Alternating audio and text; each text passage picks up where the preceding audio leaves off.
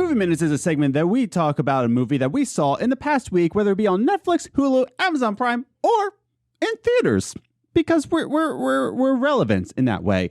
So we like to recommend it, or we don't recommend it. And this week's movie is actually in theaters. We're relevant. Look at us go. And since it is spoopy season, we decided to watch a spoopy movie. Jeez. And that movie is called Countdown. Yeah. So this is just arriving in theaters this past weekend. It's spoopy. So let's get into it. Liz, overall thoughts on the movie Countdown? It was definitely scarier than I thought it was going to be. It was a lot more tense, yeah. Yeah, it was very tense. And I didn't think it was going to be that good because they didn't have any like highly rated actors. They didn't. Yeah. They not highly recognizable. Not recognizable, but you watch this movie and you're like, hey, look at you. You're still doing stuff. Yeah. I'm not going to spoil who it is. But not even that. It's like the overall the cast, they're just recognizable. Like, oh, I recognize them from something. Yeah. But they're not they don't have the big names. Exactly.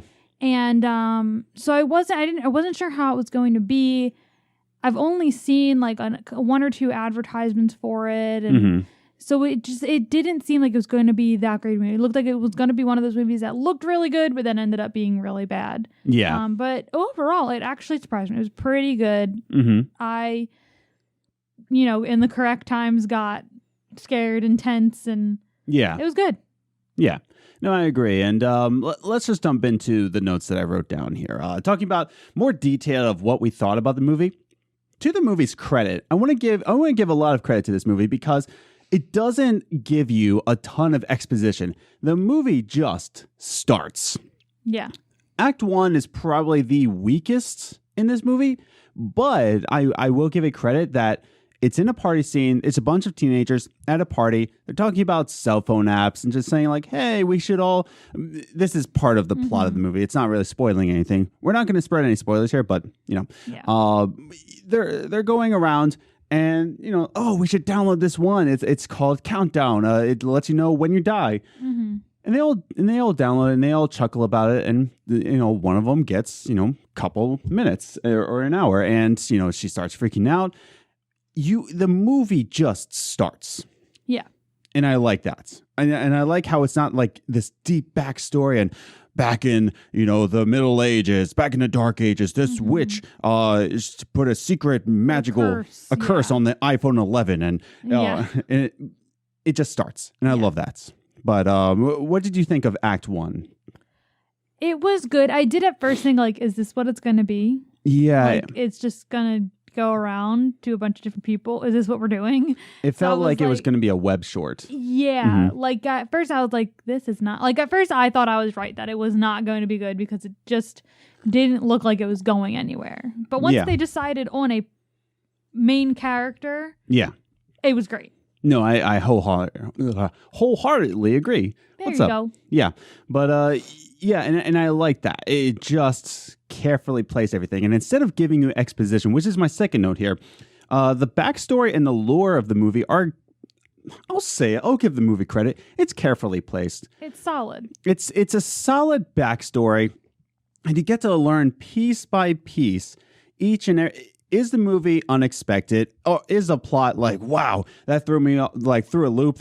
No, it's not filled with twists. You kind of watch it and it just says, makes sense, or you kind of see what's coming. You kind of know where it's going with all of this. But to the movie's credit, I think that the lore, the backstory, everything was just placed very well, in my opinion. Yeah. And you could follow along with it. Do you agree? Yeah, definitely. You could follow on. You could pick up the pieces, and it explains. Yeah, it wasn't so intricate that you like, because there are some movies where their plot and background is so intricate. You're like, wait, why is this happening? Yeah. Fun little story when we were in the theaters, actually. And there's a section of the movie where the main actress is finding out more about this app, and she's going through, is it fake? Is it phony? And she's going through these tense stories. And it's becoming like a little bit more tense of where it's going to. And your heart's pounding already. our theater had a blackout that moment, and my heart sank. Yeah. Because like the entire theater just went dark. And then one of the most tense scenes, I was like, in my head, I was like, yo, whose countdown? Whose countdown just went off, man? I'm not playing around here. Yeah. But that was a lot of immersion right there. Yeah, it was. Yeah. But then the floodlights came on and the guy came in and said, all right, we had a blackout. Your movie will be back on shortly. Like, okay, that was really bad timing. Yeah. But that was fully immersed in the movie. But I think that the writing, I think that the writing, the plot, the lore was well handled. You knew what was coming. You knew what was happening. And I think the movie recognized that. I don't think it was as good as Ready or Not in the way of not taking itself too seriously. However, I think the movie recognized, like the screenwriters recognized, you know what's coming, but they try to make it a good journey for you. Yeah. So, any other thoughts before we move into our last note? No, I just think it was a solid movie. I, relatively enjoyed it. Yeah.